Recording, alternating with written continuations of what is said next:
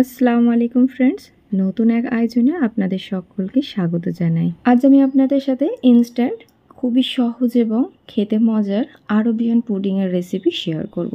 ঈদের দিন যদি আপনারা এইরকম ডেজার্টসের রেসিপি মেহমানদের বানিয়ে খাওয়ান তাহলে তো আপনার তারিফ অবশ্যই তারা করবে, আর এটি খাওয়ার পর অবশ্যই রেসিপিটি জানতে চাইবে।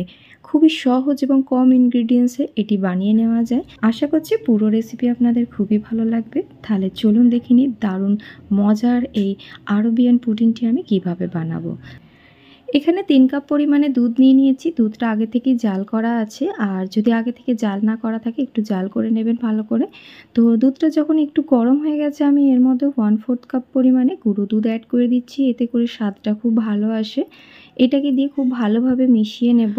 গুঁড়ো দুধটা অপশনাল, যদি না দিতে চান তাহলে পুরোপুরি স্কিপ করে দিতে পারেন, তবে অবশ্যই এখানে দুধটা যেন ফুল ক্রিম দুধ হয়।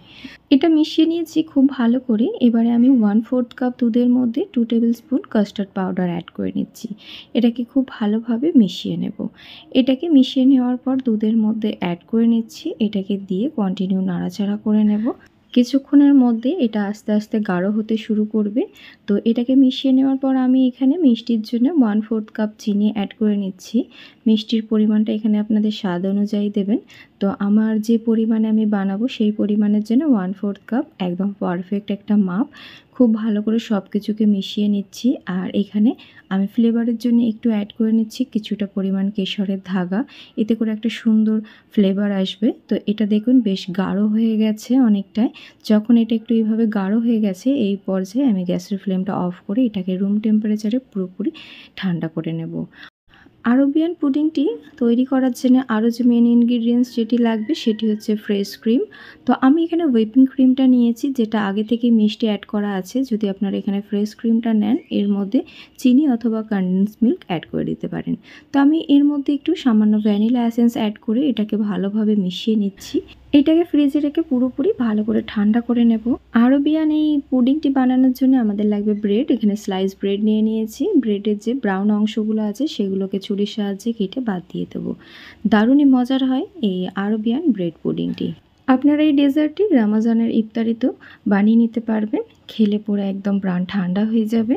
এখানে আমার যত কটা ব্রেড লাগবে সবেরই ব্রাউন অংশটা বাদ দিয়ে নেব। তো এখানে একটা এই ধরনের কাঁচের ডিশ নিয়ে নিয়েছি এটাকে সেট করার জন্য। এবারে এখানে ব্রেডগুলো একে একে দিয়ে নেব। আর যেখানে এরকম বড় ব্রেডের জায়গা থাকবে না সেই ব্রেডগুলোকে এরম লম্বায় 3টে করে টুকরো করে নেব, এতে করে এটা সেট করতে সুবিধা হবে।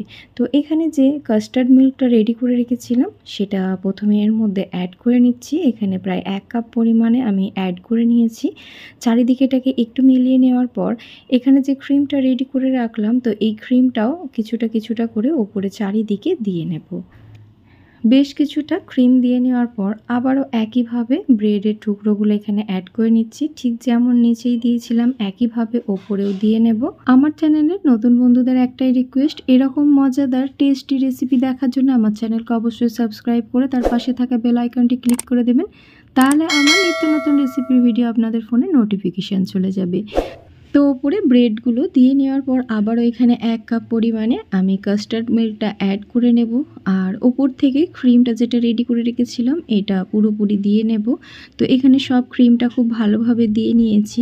আর এখানে ক্রিমের পরিমাণটা ওপরে যত বেশি দেবেন এই পুডিংটি খেতে অসাধারণ লাগবে। এখানে পুরোপুরি ক্রিমটা দিয়ে নেওয়ার পর উপর থেকে কিছু ড্রাই ফ্রুট অ্যাড করে দিচ্ছি। এখানে পছন্দ মতো আপনারা ড্রাই ফ্রুট অ্যাড করে নিতে পারেন। তো আমি এখানে কাঠবাদাম ও পেস্তাকে কুচিয়ে নিয়ে অ্যাড করে নিচ্ছি।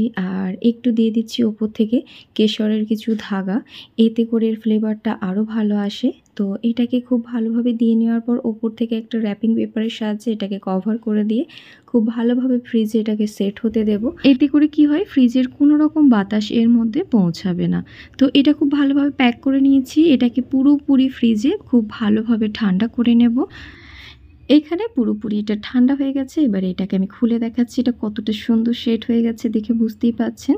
তো এটাকে আমি এবারে কেটে দেখাচ্ছি। এটা খুব সহজেই কেটে তুলে নেওয়া যায়।